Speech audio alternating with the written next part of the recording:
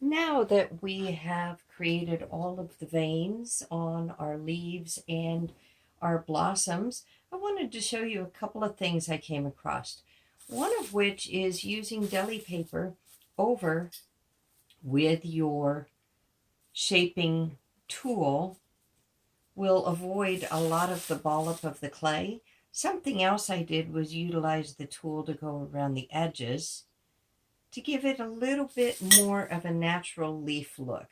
So those are a couple of the notes that I wanted to cover. Now we're at the point of assembly of our blossom.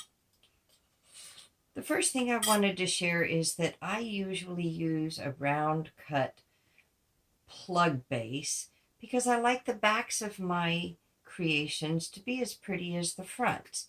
So I start out with something like that I build upon so that when you turn it over, you see a nice smooth piece, not the jagged parts of your leaves. So what we're going to do is we're going to start applying the leaves at this time, and we want each leaf to free flow and be as organic as possible. We're going to start, of course, with the green backings. You always start from the back forward.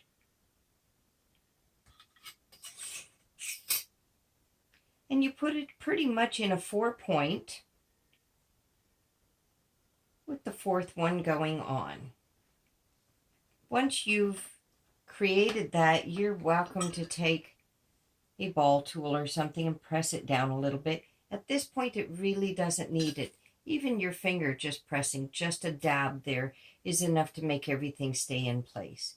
Then we'll go to our large poinsettia leaves, and we'll place them perpendicularly to the original, but still in a 4-point kind of star. Give it a real organic feel. Let everything flow. You could even curl up the ends of some. Make it look like it's nature. You could curl up the lower areas. Now this is where we really want to do a little bit of curling technique. Is we'll take and pinch these down a little bit right before we go to apply them. And we'll again, these are the inner smaller leaves. What we will do is we will again go back to the perpendicular. We'll give everything little bits of shapes. Set it out. Give it some curvature. Make it look as natural as possible. Poinsettias are one of the flowers that grows up through the top that just gives it really beautiful form, just as naturally as can be. By pressing down the edges, when we created the stem or vein work, we also gave it that look of a real flower. So see, this one I'm going to put differently. Now, if we decided that we felt like, for this instance, this one I love, this one's a bit long, I can take and cut down the size of my leaf just ever so slightly. Won't ever bother a thing. Okay, take and clean up the edges. This is if you want to make changes. If you like everything the way it is, leave it the way it is. So that's where we're at. Now we're going to put some final touches on. We can use yellow. We can use yellow wrapped black to give it a little dimension. And we can also use something that's called a hot glue type of crystal. And I'll be bringing those in for examples as well. But for the sake of the video, what we're going to do is we're just going to roll out. This is some gold that I had that I put some actual gold leaf on. And so we're going to roll out a little skinny log. And then we're just going to take and cut bits off.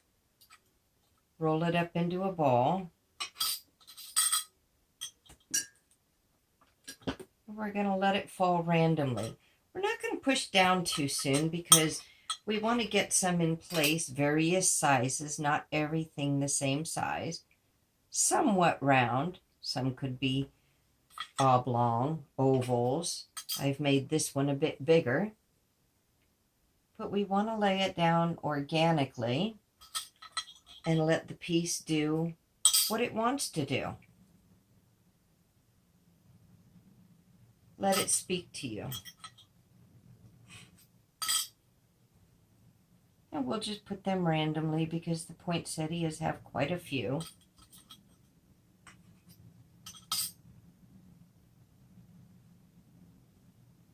And when we're ready, we think we've got enough of them, we'll just seed them down a bit to make sure they stay put. Even give them a little bit of that rough feel.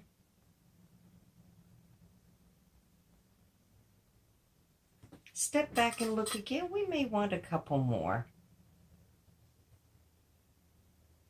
Make it look as nature as possible, just like nature came in and just dropped this beautiful flower on my tile.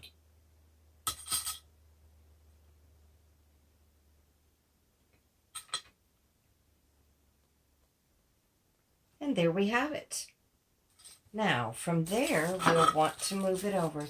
If you want the organic curves and everything to remain, what you'll do when you go to cure it is you'll put a rolled up piece of tissue or parchment paper or something underneath, and that will help it keep its form. We'll remove this off of the surface. See that the back is really nice and neat. We don't have any of the messiness. You can take and you can put your initials. This is yours, or anything that you like, the year, what have you. The technique I was speaking of is taking something that is fire retardant to the 275 degrees and just placing it up underneath so that when it fires, everything won't flatten back out and you'll have your surface effect. You can do that in multiple areas. When we get to class, I will have crystals that we can utilize and even maybe some backs that we can use if we wanted to make these pins. But this is our basic, no Skinner blends, no real high-end tools needed, poinsettia. As always, if you have any questions, you're welcome to get a hold of me at hcr.polymerclaycrafters@gmail.com. Message me on the portal under the Arts and Crafts Polymer Clay Crafters heading on message board, or go straight out to our portal under Clubs and Groups, Arts and Crafts, Polymer Clay Crafting, and there's links there to get a hold of me as well. Thank you and Merry Christmas.